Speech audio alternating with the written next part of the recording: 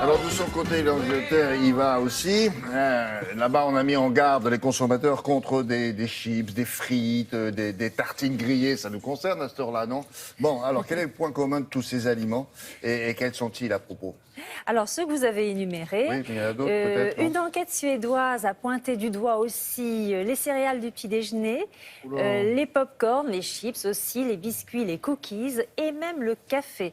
Hein, et puis, bien sûr, cette alerte dont vous avez parlé en France, une enquête qui a montré il y a quelques jours que plusieurs marques de biscuits, et en particulier une, pour les enfants, les bébés, contenaient une substance. Et c'est ça le point commun de tous ces aliments qui, aujourd'hui, sont incriminés, c'est qu'ils contiennent une substance qu'on appelle l'acrylamide, qui est potentiellement cancérigène, c'est-à-dire que l'OMS, l'Organisation mondiale de la santé, a classé cette substance dans la catégorie des substances probablement cancérigènes. Acrylamide, vous l'écrivez A-C-R-Y-Y-L-A-M-I-D-E.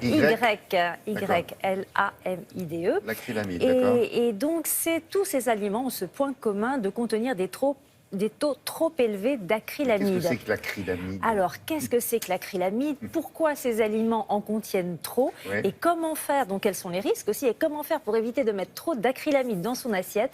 Réponse en images.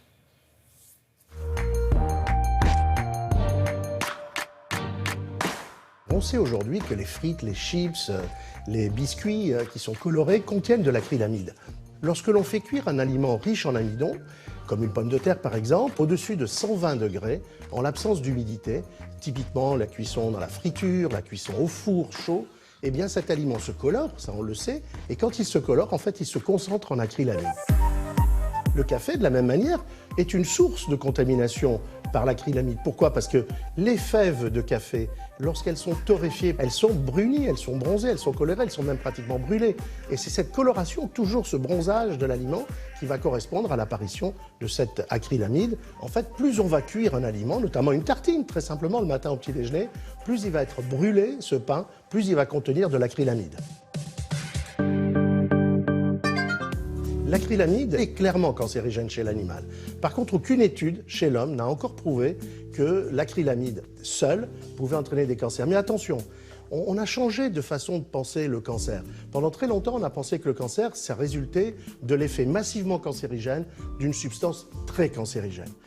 Aujourd'hui, on pense que le cancer, c'est plutôt la résultante de dizaines de milliers de petits contacts avec des substances probablement cancérigènes comme l'acrylamide. Donc en fait, c'est le contact au quotidien, tous les jours, le fait de manger tous les matins une tartine brûlée par exemple. C'est ça qui est susceptible d'entraîner le cancer. Les enfants sont des individus fragiles par rapport au risque de cancer, même si le cancer se développera 20 ou 30 ans plus tard. Donc il faut faire attention à la quantité d'acrylamide que nos enfants vont absorber. Or le problème, c'est que l'acrylamide, on le trouve beaucoup dans les aliments qu'adorent les enfants.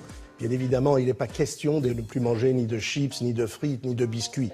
Par contre, il faut faire attention aux produits industriels, notamment tout ce qui est biscuits, notamment les biscuits pour les enfants.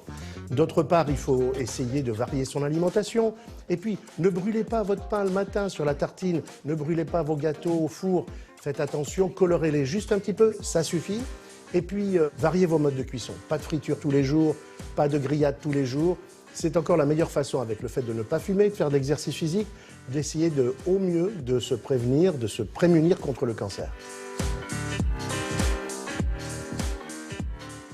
Que nous, on estimait que sur la frite, sur les chips, sur la petite tartine, quand elle avait une petite coloration, on trouvait ça d'abord joli et agréable. Mais bien sûr, ben non. Donc, il vaut mieux éviter. Il vaut mieux découper tout ce qui est vraiment brûlé, bien sûr, ne pas le manger parce que ces parties-là des aliments contiennent des taux vraiment élevés d'acrylamide. Les fritures, comme c'était dit dans le reportage, pas tous les jours, bien sûr. D'autant plus que quand on frit un aliment, il devient très gras et il voit sa valeur calorique tripler. Donc c'est une raison supplémentaire de ne pas faire de friture tous les jours. Et enfin, l'agence des aliments en Grande-Bretagne a lancé une campagne qui s'appelle Go for Gold, c'est-à-dire manger les aliments juste quand ils sont dorés, hein, ne pas aller plus loin dans la cuisson. Gold, doré, c'est bien, bruni, c'est-à-dire que grillé, la chips noir. trop dorée, non. Voilà, Gold, ça suffit. Voilà, et si vous voulez en savoir plus pas, sur... pas trop de chips non plus, quoi. Ça, c'est évident. Hein, c'est Bon. très calorique.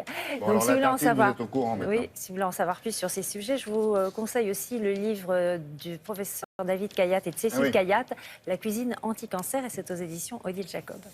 Merci, à tout à l'heure.